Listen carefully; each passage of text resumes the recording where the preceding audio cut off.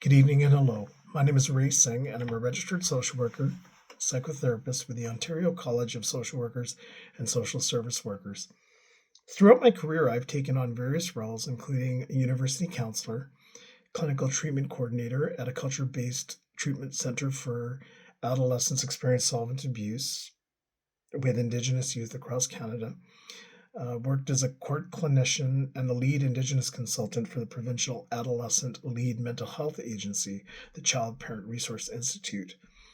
More recently, I've been engaged in full time private practice over the course of the past 9 years. Imagine balancing a demanding career with personal life while making a difference in the lives of others. That's my journey, and today I want to share how I navigate it. As fellow doctoral students, I invite you to think about your own experiences and how they relate to mine.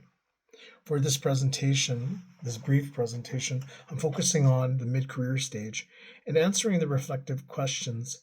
In this stage of my professional work and personal life, how do I balance the work-related responsibilities with my personal life? And am I satisfied with how I've approached that? And also, how do I maintain an openness and a mindset of growth in which I could realistically improve some of those strategies and skills to help enhance that balance. To balance my work and personal life, I currently engage in hobbies such as playing guitar and piano. I mountain bike, and I also spend a lot of time on the land fishing and hunting, engaged in motorsports such as going for daily rides on a side by side or ATV. I also spend time working with my German Shepherd dogs. Um, these activities provide me with a creative and physical outlet, which help me recharge. I spend quality time with my family, supporting my sons in their activities by attending sports events such as hockey, karate, dance practices. Maintaining supportive relationships through social activities such as music, jam nights, hosting dinners helps me to stay connected and grounded.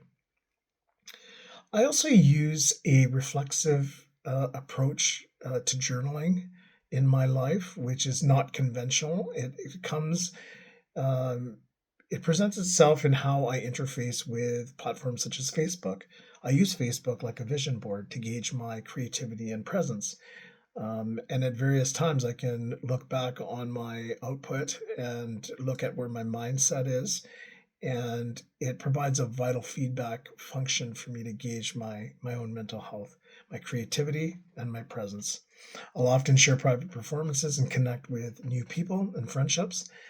Um, what hobbies or activities help you recharge? In addition to these activities, I also attend cultural men's circles in the Anishinaabe community. I attend church groups on occasion to engage in corporate worship, to be able to experience and feel at a visceral level a connection with the spirit. I practice emotional self care through body awareness, release work, meditation, and guided imagery. These practices help me stay attuned to my emotional and physical well being. I regularly check in with my supports, my partner, and best friends to ensure that I'm showing up for myself. I use my connection to promote accountability for my health, and I maintain a high level of self efficacy and competence as well. This integrated approach to self care has been instrumental in managing stress and maintaining a healthy work life balance. Also, notable is when I'm feeling overwhelmed or feeling cognitive dissonance over things that are occurring in my personal life, I will also be open and have access to psychotherapeutic support myself. How do you ensure that you're showing up for yourself? It has been critical to maintain a lifelong learning perspective and using the reflective practices that are at my fingertips, such as Facebook um, and other social media platforms. This provides the a way for me to observe and reflect on my output and my mental health, seeing where I am at different points of my timeline historically.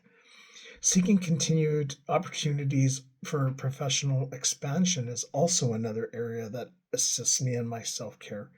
One such area I'm continuing to work on is participating in advanced certification of psychodramatic body work, which has been pioneered by the work of Susan Aaron in Toronto. It is a combination of therapeutic approaches that incorporates increasing body and somatic awareness, using therapeutic touch to reconnect with the body, recognizing dissociation when it shows up, and paying attention to the release of emotions by addressing blockages in the body, such so that fear, anger, and sadness can be released. Practicing this emotional self-care method has provided me with great insight into my own blocking style and to become aware of my clients' needs in sessions when they are being dissociative, and as well as developing the skills they may practice, which increase connection to their body. These practices have also furnished me with a powerful conscious awareness that I can practice with my clients and be aware of when they are not taking care of their emotions. This has a vital role in helping me to achieve personal and work-life balance, because it makes me aware of when I am taking uh, affected physically from the things that I'm doing in my professional work, and to monitor whether or not I may be bringing some of that into my personal domain. Another example of professional and personal expansion is becoming steeped in different ways of knowing and healing in different cultures, including my own. Meditation and participating by invitation to ceremonial practices of the Anishinaabe people, such as sweat, have also brought me much insight into tools for internal resiliency. Continuing to be open in areas of growth in myself, both personally and professionally, is the way forward for me.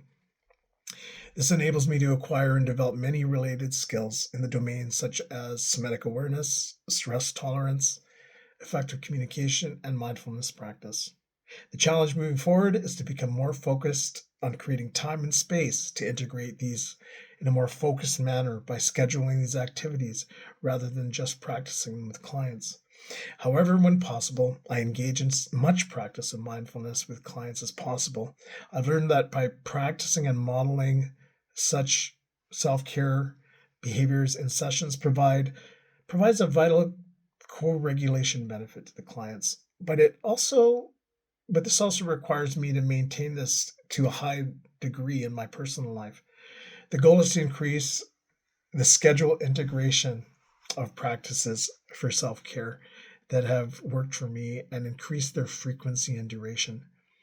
In conclusion, balancing work and personal life is a continuous journey. By prioritizing self-care, maintaining consistency and commitment to our goals, and staying connected to our passions, we can thrive both professionally and personally. Thank you for listening, and I hope my experiences have provided some insights and inspirations for your own journey.